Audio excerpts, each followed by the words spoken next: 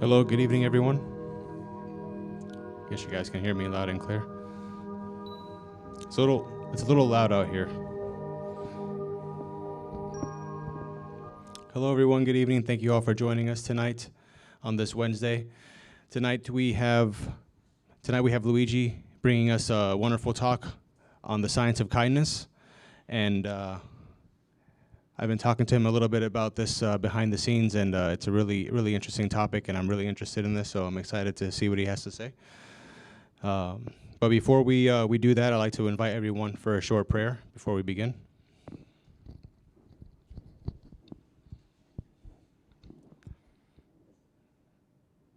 So thank you all for joining us tonight.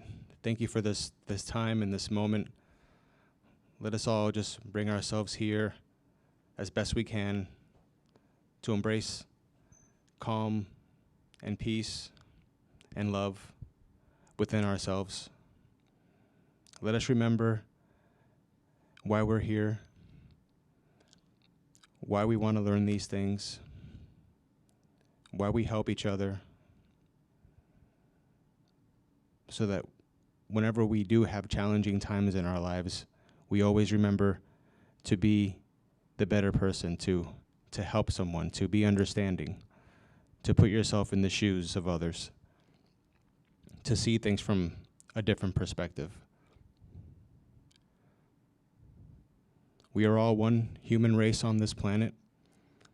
We are all working towards the same goal, and that is to progress.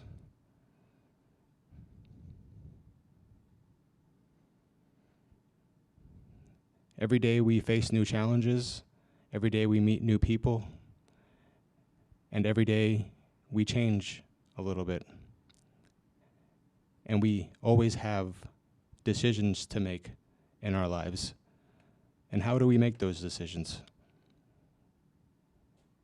When encountering difficult decisions, it's best to approach it with understanding and with patience to try and make the best outcome possible. So remembering everything that we've learned and embracing the lessons we're going to learn tonight, we ask permission to begin the work of tonight, and so be it. Thank you. So, in a few moments, we'll be joined here in the front by Luigi for the talk on the science of kindness. Thank you.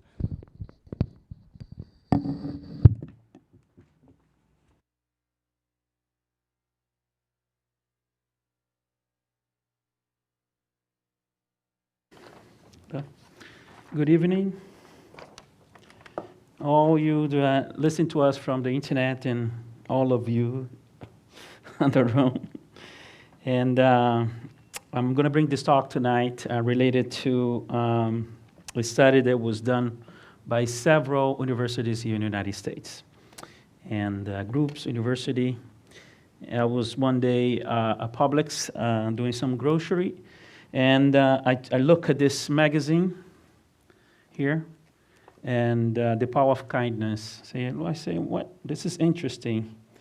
And I bought it, and I read it. And this is a special edition. You're not going to be able to find in Publix anymore. You're going to be, if you want to read it, you're going to have to go to Amazon.com or whatever. But after I read the magazine, I saw that how many people and how many studies are being done on a human condition, on a human behavior. Because one of the most alarming problems that we see as humanity is that we don't know ourselves as people.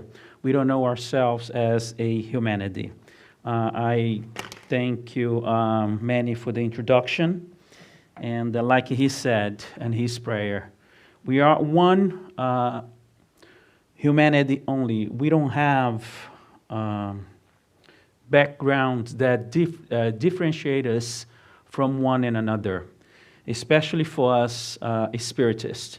We study reincarnation, we study life after death, and we come to a conclusion that the best way to live is to live with love in Spiritism. Now, science is bringing this, as Allan Kardec told us on a book, on a spirits book, said that the Spiritism walk hand to hand with science, and we see this every day. Spiritism is also a science, so with moral aspects and a lot of philosophical teachings. So let's start it here. So I read it, and I decided to do this lecture related to the work that I read in this magazine. But this lecture is going to be around 35, 40 minutes, 45 minutes, whatever it is.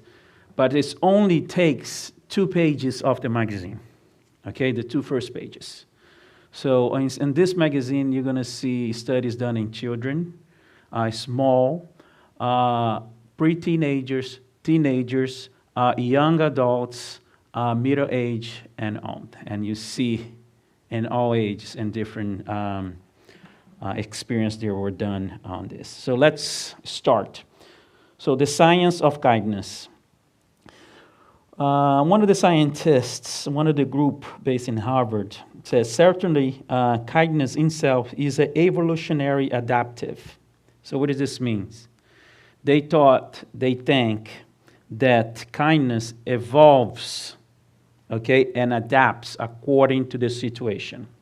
We are social species entirely dependent on one another for shelter, food, children, and the rare, higher, less qualified quality of simple love. So we do nice things for other people, and other people do nice things in return. And in the process, we pay it forward in a virtuous cycle that has been playing out since Homo sapiens first emerged on the savannah 300,000 years ago. So this group that comes from Harvard, he thinks kindness comes from a pay-forward process, okay? We are not saying here, I'm just putting the studies they were done and what they think about what kindness is and where coming from. That's why I put the title, The Science of Kindness.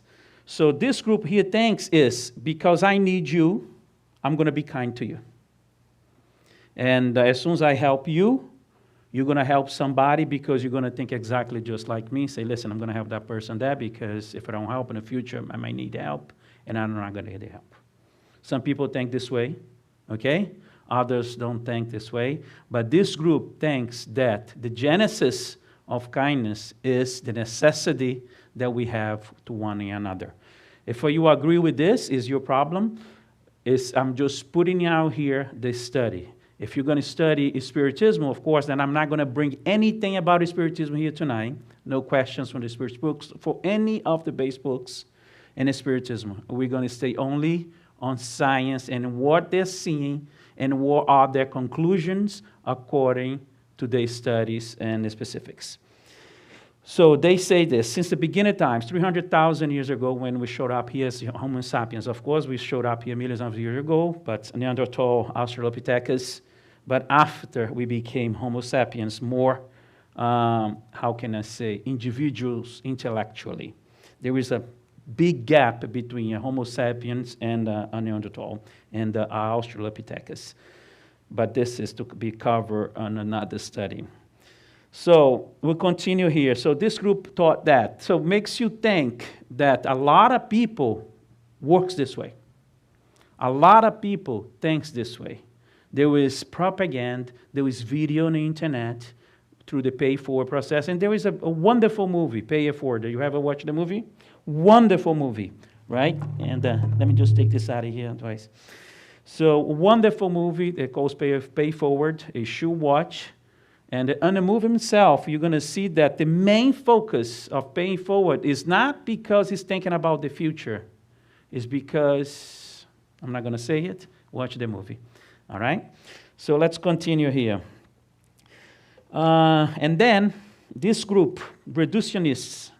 A reductionist is reductionist. A reductionist is somebody that gets something and makes simple for everybody to understand. Okay? So that's not kindness, say the reductionist. It is what I know as a reciprocal altruism and in trial transactional business of making deposits in the favor bank with the understanding that you can later make withdrawals as needed. A similarity mechanism process drives another. So they took this study, these people here, and said, listen, this is not kindness. This is reciprocal altruism. I do something good, in the future somebody's going to do good for me. Okay?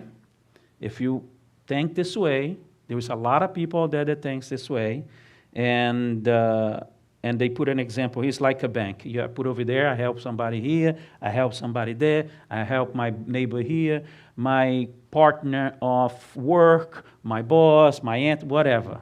So I have all this deposit here. Now I'm going to wait, okay? And then what happened when it doesn't return? What happened? When you go to the bank and the bank is closed, but you put the money there. So it happens a lot in our daily lives when you help a friend and you go for, listen, can you help me out? And the friend says, I can't. And the first thing you're going to throw in his face is, my God, 3 months ago I just helped you. Now I need your help and you can't help me. Maybe the guy's being sincere on that situation, this hardship that he's going through, and he can't help. And then he throws the friendship away, and you know what happened there, right? I help him, and he didn't help me in this way, right? The reductionist thinks is this way, because most of the scientists, the scientific community, they are more materialistic. They think about the gene, okay? Everything goes from gene to other gene, family by family, and so on and so forth. They don't think about the spiritual, okay?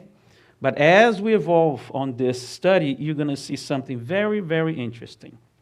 Okay, so the reductionist thinks like this. It's a pay-for process. You deposit, and then later on you go there and bank it, right? But they never did the study that what's happening, right, when the money doesn't get this action that you did, this mechanism of reciprocal altruism will never get back to you. It just went to here. Continue.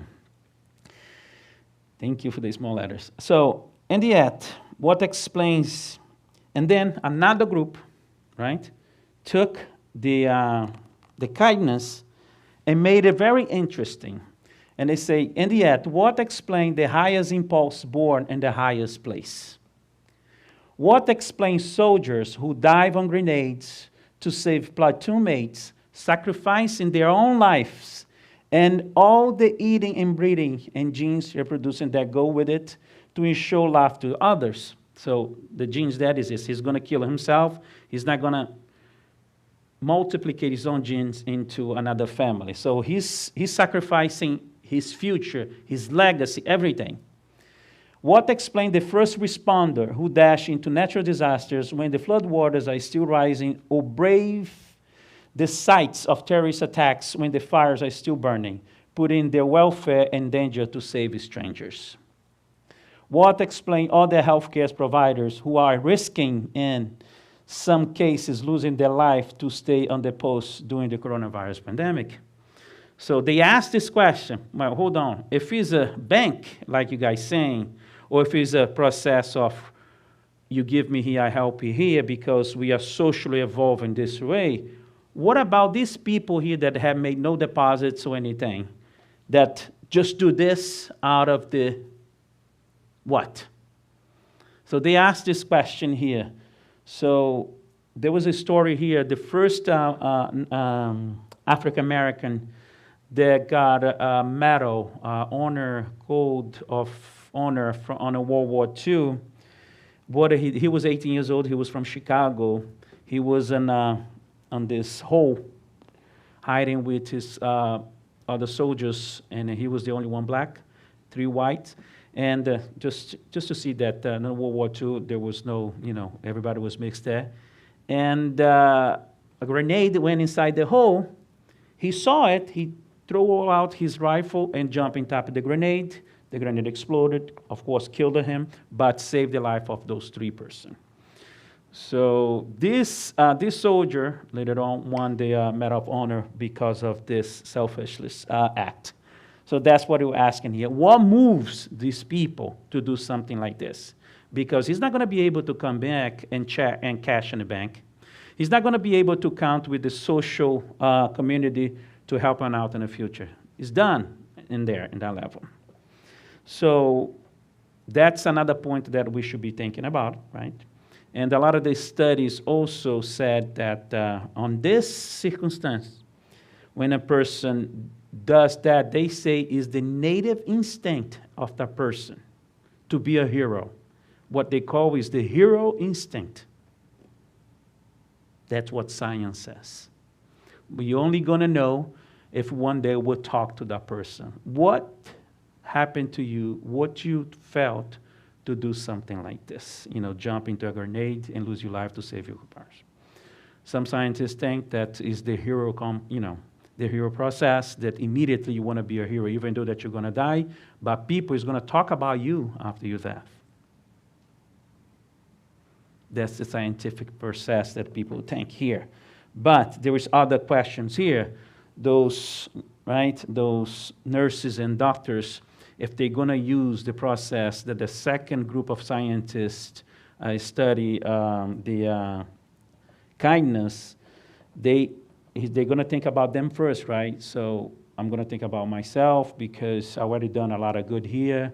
I'm going to be at home, saved, in quarantine. I'm not going to go to the hospital, work, and so on and so forth. I got to think about myself first.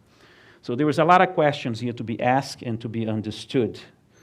So continue. Just when the first Homo sapiens emerged in a certain, but perhaps the most commonly site estimated about 300,000 years ago, from the get-go, I would be comfortable saying that kindness was probably important. This is Frank McDrew, an evolutionary psychologist at the Knox College in Galensburg. So he's saying here that since the beginning, okay, he feels comfortable to say that kindness was probably important. Look what he goes with this. I think kindness and also the ability to monitor these tendencies in other humans has always been part of our nature. It's in one of the things that made us who we are. McAndrew says that at some level, kindness must have been sexy. So he thinks that kindness comes from being sexy, from being able to put in a spot that the female or the male is going to be attracted to you of your act of kindness. Look how interesting this guy went into this. Anyone who doubts this is underestimating the role that sexual selection plays in. Of course, he put in a point here very, very strong. If you're in a relationship and the person that you're in a relationship on, she's very kind to you, love is going to grow there, right? Now, if you're in a relationship when you're being abused physically or morally or sentimentally or whatever, and you stay in the relationship, it's kind of that you need professional help because you like to be mistreated, right? But he's saying here, when you are kind, you make yourself more attractive. So if you are looking for a partner or a friend, be kind. Because in the eyes of this study here, they saw that the kind people always are being seen by others as a good selection to be a partner in the future. Because what they look at first is not how you look, is not, right? Most of the groups, of course, right? Has exception in all the rules. But what the person looks first on the person that you are with is the behavior and how you behave when they are alone. So he's saying here that this was born with the Homo sapiens so they can be attracted. So kindness is responsible for our continued evolution on this planet.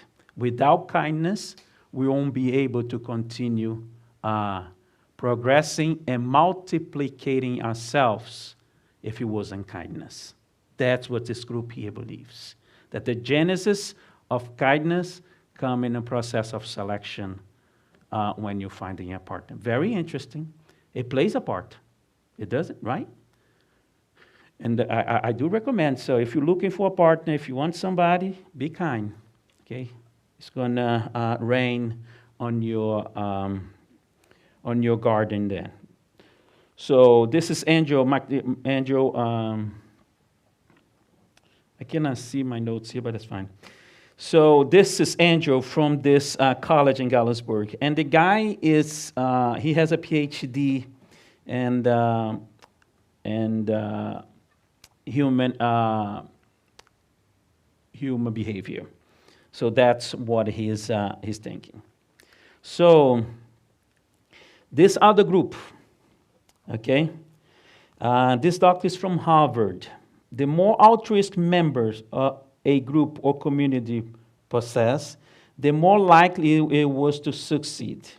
In the evolution of a species, groups with altruistic corporations outcompete groups with fewer altruists, says Len O'Connor, a clinical psychologist and director of the Emotion, Personality, and Altruism Research Group at the Wright Institute in Berkeley, California. So what he's saying here is this, that people are kind to the other because he wants to make the group that he likes strong. And they saw that when the group has a connection of kindness, they win. They are more stronger, and they win everything from the groups that they are not connected with kindness. They are right? Of course they are right. But this here is this saying, that's the genesis of kindness. That's the science. What created kindness is this. We are in a group. I'm going to be kind to you because you're part of my group. You're part of my family. Right? So what's going to happen then is I'm going to be very nice to you. That way I have a strong bond with you, and vice versa. And so we can overcome everybody that comes to us. This was a technique used back then on the tribes, and that they call tribalism. And we see today a lot of people in power and politicians using this kind of techniques. So we think alike. So I'll do good for you, you do good for me. And those people that don't think alike, we exclude them. We see a lot this today, okay? We see a lot this today, especially in politicians, religion, okay, and sports. Now, if you're not well balanced, and if you don't have a good foundation, you can become a very, very racist person because you're going to like only your own group. And we have a lot of that on our world already. That's what this study shows, okay, on Berkeley, California. They put a lot of groups together, and the groups that were more kinder to the other was able to win over the others. And there's another movie also that we watch related to that, and this coach of football used this technique here to make his team go forward. And the name of the movie is Remember the Titans. It's a Disney movie. So this coach gets this team.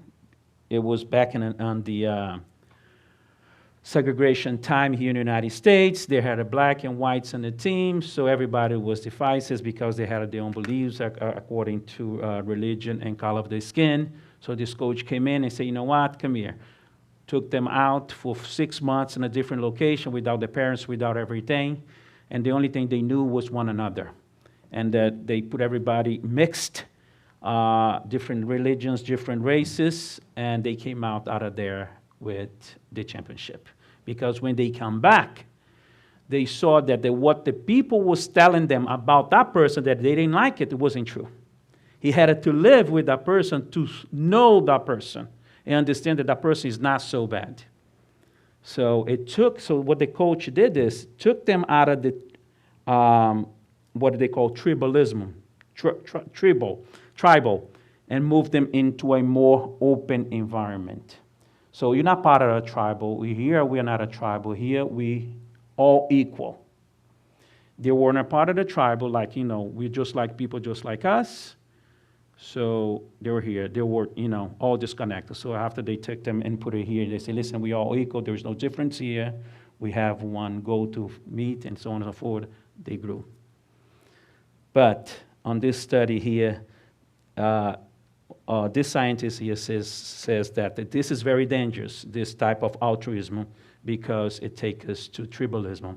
And tribalism is very, very dangerous. Separate the world and separate nations. And they give several examples of this over there. There was a study done by the, I'm missing one slide here, O'Connor, not O'Connor.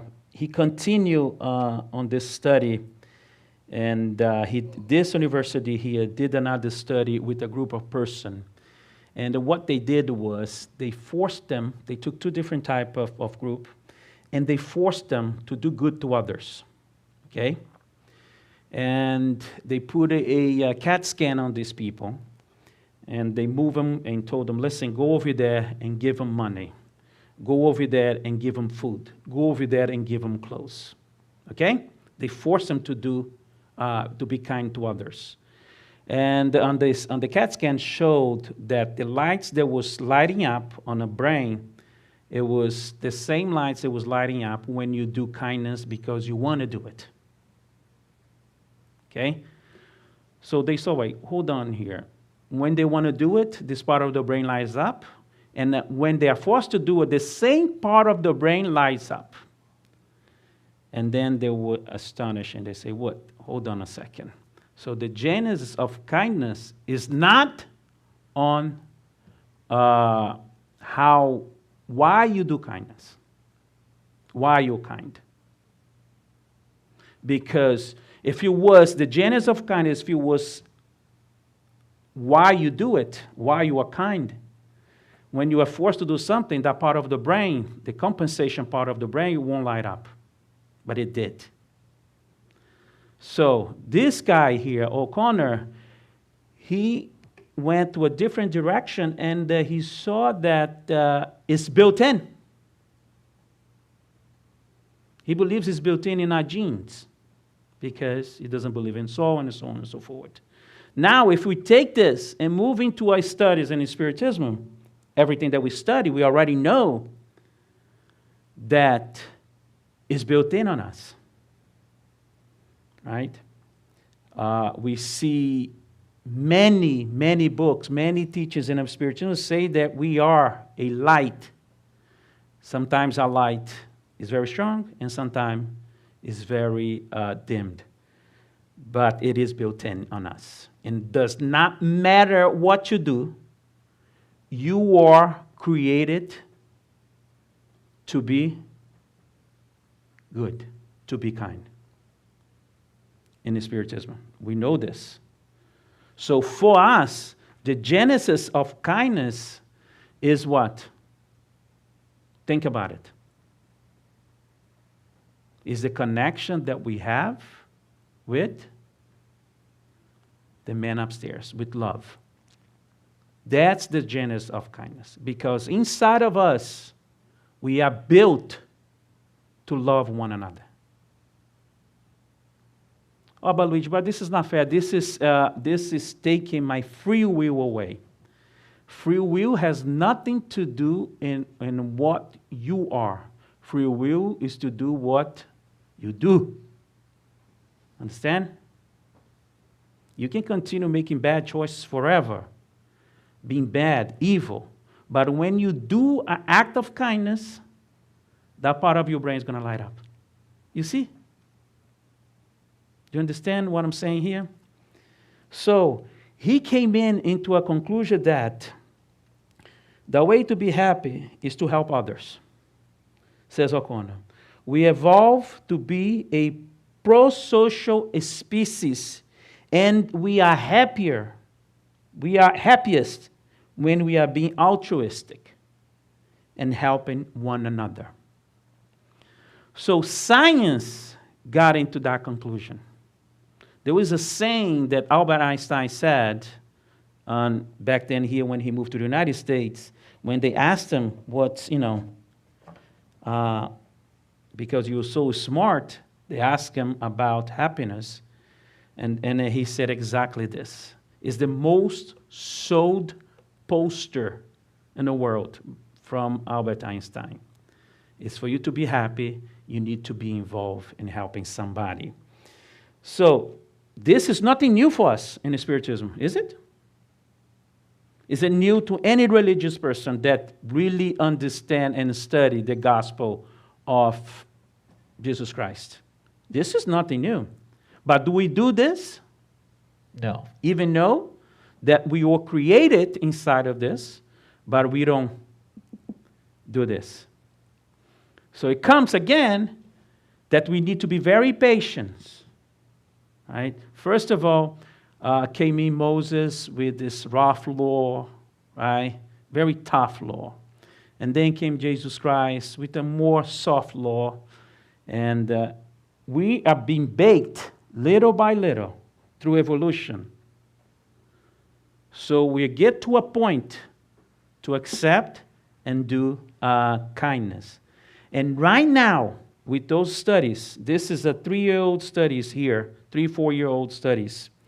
Right now with those studies, they are seeing that the humanity is moving to a path, is baking, right? Is ready to accept kindness, not because we are part of a group, not because we are it's part of our evolution and pro-social, not because my team is going to get better and stronger, but because the only way to be happy is when we are doing something for somebody. This is not Spiritism. This is science here telling us this. Prove, because they have machines, they have this and they have that, and they have the time to study the certain things.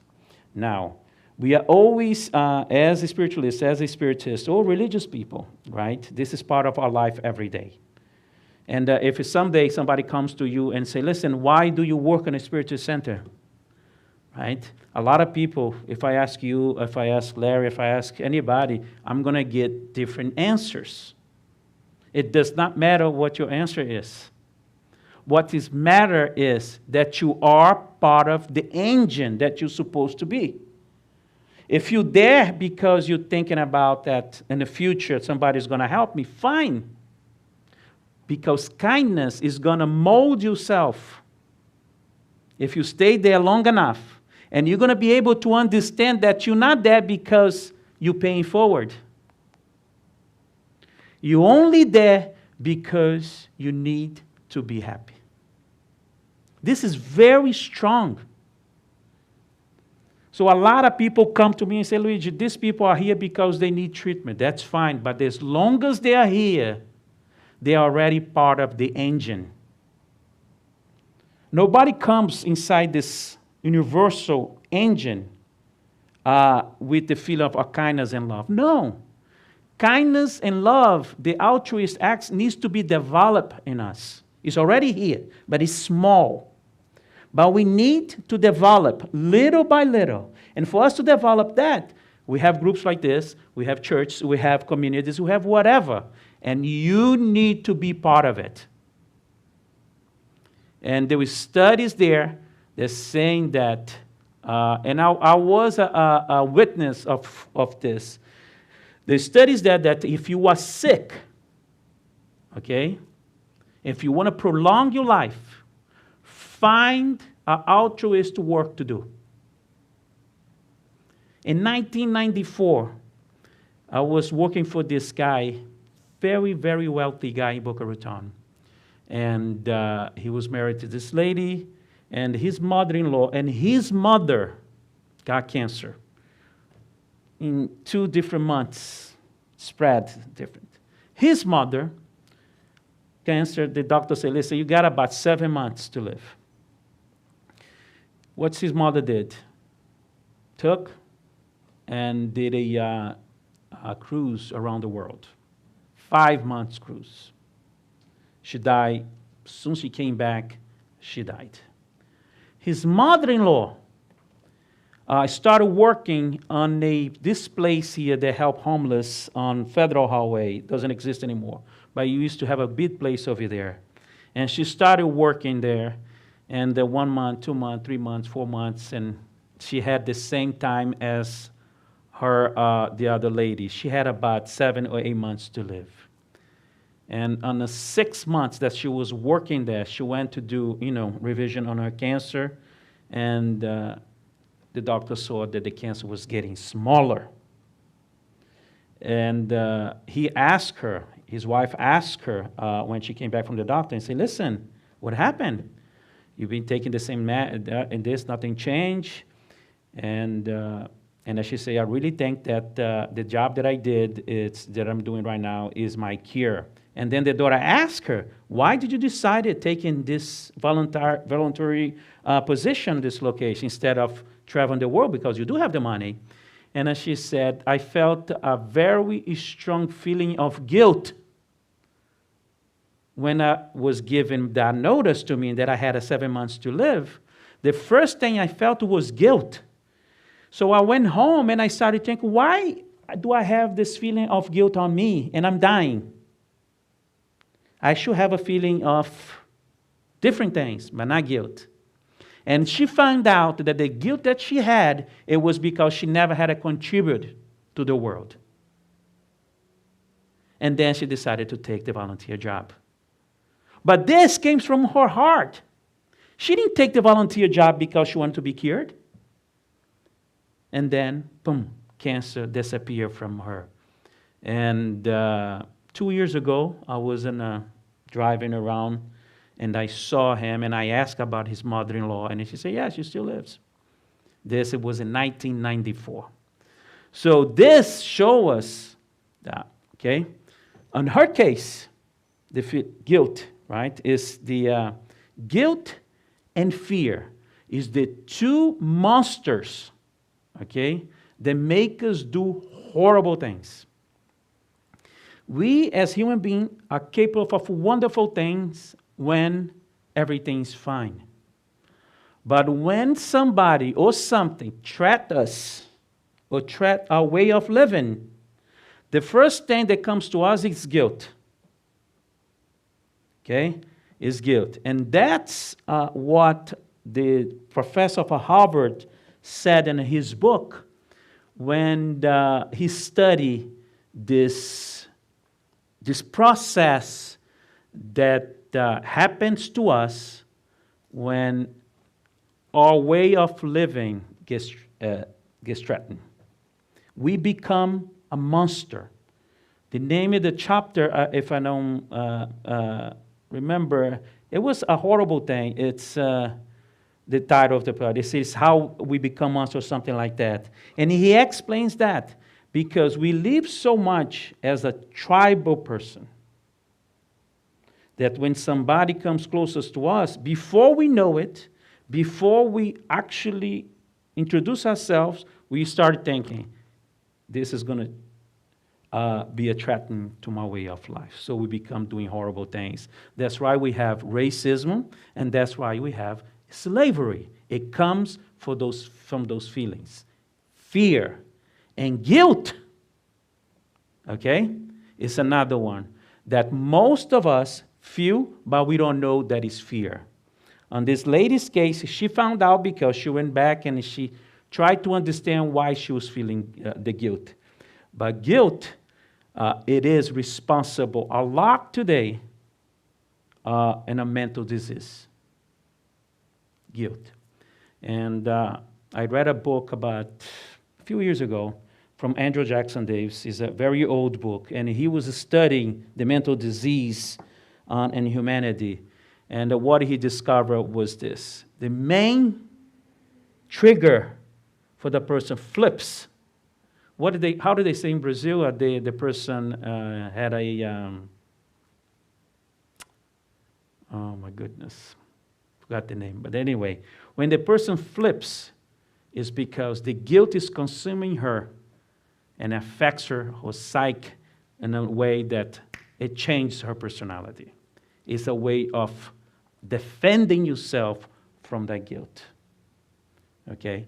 And we see a lot the people, when it goes through a trauma, it comes back bipolar, or even bipolar level 1, 2, 3, or whatever, or even,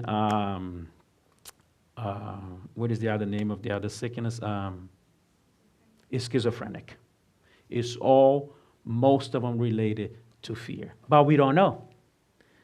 To guilt, I'm sorry, to guilt. But we don't know. But we don't know where this guilt is coming from. But that lady had the answer. Because we were built to be kind. And when you don't use that energy, it overcomes us. It overwhelms us in a way that affects us physically. Because we know we live in a world of vibrations, energy, whatever you want to call. And it needs to be used accordingly. If we don't use it, it becomes a destructive tool in our way. So, after I read this here, I was very, very happy reading this magazine. But what I brought here to you guys is only 2 pages. There is extensive work on altruism, suicidal altruism, okay? Suicidal altruism is the people that jump and help others, jump in front of the bullet. That's the name they gave it. And you need to read this. It's very, very interesting. And I'm happy because we are coming to a conclusion. Philosophy and science are starting to get together now. The big 500 years apart that we have, science and is starting to narrow now. Starting to narrow. Because science is not finding a way to explain the human behavior. And the only way, like this guy came in here, he said it, what every religious person studying this world since the beginning of the time. If you want to be happy, get yourself involved with the suffering of others. Carry a little bit the suffering of others on your back. Okay? Be kind. Love. That's what happiness is. That's what the genesis of happiness is there. And from happiness, we're going to find peace. And from peace, we're going to find what? What is bigger than peace? No. Ecstasy. So we're going to go to a point where we're going to feel all our emotions in one. So that's our path. We are only on a beginning step. We need to be forced sometimes to do it, right? My God, I need to go to the center today because they're dependent on me, but I don't feel like, but I need to go. This is good. This is good. Because you're starting moving your responsibility as a part of humanity. You understand already that this big engine, it will work without you, but it's going to work much better with you. So that's what we are trying to see right now after I read this magazine. I thank you all for tonight, and I hope you like this study tonight. And here is the magazine. It calls The Power of Kindness. It's right here, and you can order on Amazon. This is mine. Thank you very much. Have a good night. Okay, Manny is coming now to announce the reminders. Thank you.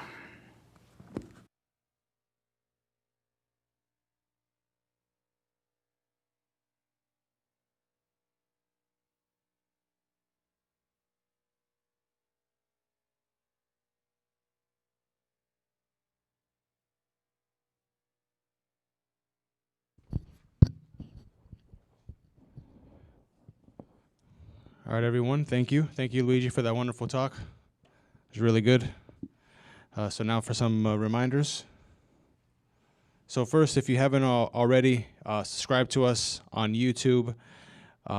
Hit subscribe and hit the notification bell. That way you will get all the notifications when we go live or we have any events. I recently did this a few months ago, so and I'm getting all the notifications, so it's great. It's a great way to keep track of everything that's going on. Also, if you haven't done this either, like us on Facebook. You'll also get notifications there. And most of you probably already know this, but whenever we broadcast anything, it's usually on Facebook and YouTube. So that's two options there to watch any content that we have. We are still doing meditations every Tuesday at 7 p.m. This is a great way to reflect on everything that's been going on in your life. A great way just to get in tune with yourself and just tune everything out. Yeah, it's a very useful tool. I believe Cynthia's still doing it. So yeah, 7 p.m. on Tuesday nights, join for the meditation. Also on Tuesday nights, we are studying In the Realms of Mediumship in English. A really, really amazing book. We're almost done. I think we're chapter 28 right now. So yeah, just a really, really great book. I'm so grateful to be part of it, and just everything in the book you can apply to your daily life. You can apply it to your family members, your coworkers. Just really, really great lessons in that book, and also about mediumship. So this Saturday, we will be continuing our food drive, I guess, our food service. We have baked beef or roast beef, mashed potato, and rice and beans. This is a way that we help the center out. So if you're able to, please reserve your food, and you can come pick it up between 5:30 and 6 p.m. on Saturday. And yeah, it's pretty convenient. It's contactless. If you're concerned about anything, you just pull up, grab your food, and pay, and you got some great food. And also we have dessert. This I know Larry's excited.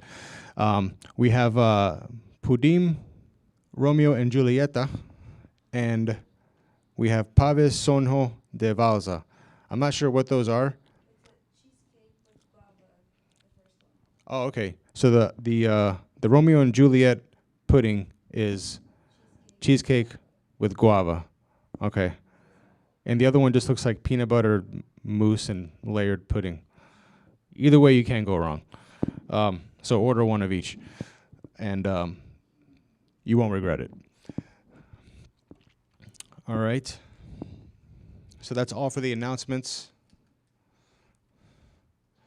Again, thank you, Luigi, for the wonderful talk. And to close, I would like to invite everyone for a closing prayer.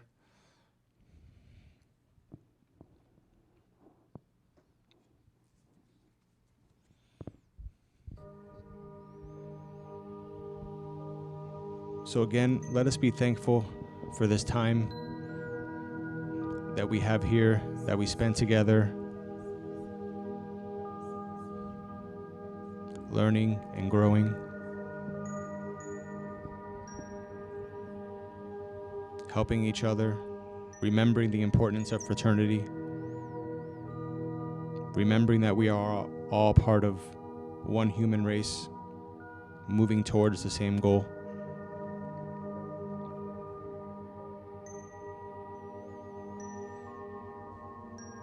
Let us remember everything that we have been blessed with.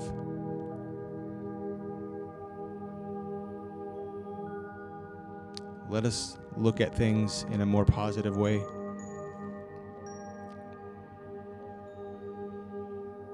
To learn from our experiences, to grow from our challenges. And remembering that with our encounters with other people. Remembering that we are all here with our own path, our own challenges, and the smallest gesture of goodwill, the smallest action to help someone goes so far, goes such a long way.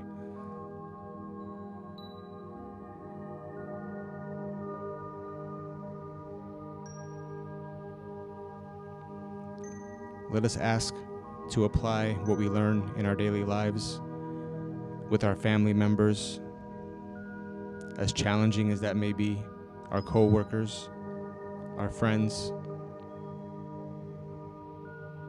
Let us be open to better relationships,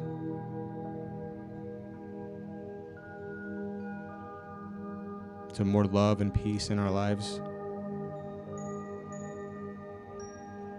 And let us always remember that we have so much help and support from our friends and family and from our mentors. Let us never forget that. So again, thank you everyone for joining tonight. Let us all go forward in peace and with love throughout the rest of the week and continuing to move forward.